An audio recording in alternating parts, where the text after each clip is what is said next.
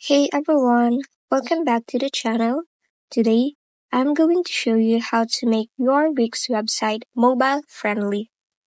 First, head over to Wix, then click on Edit Site.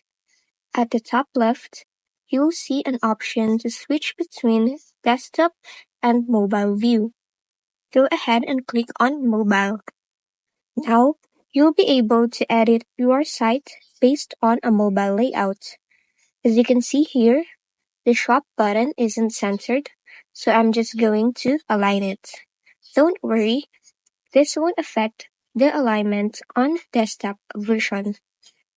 Next, go through your site and adjust any elements that don't fit well on mobile.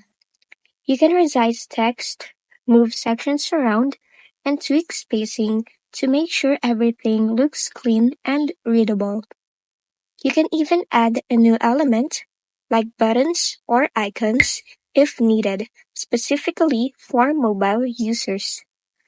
Once you're done making changes, click on Preview to see how your site looks on mobile.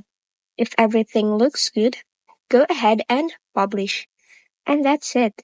You've now made your Wix site mobile friendly. If this video helped you, like, subscribe, and hit the bell icon for more tutorials.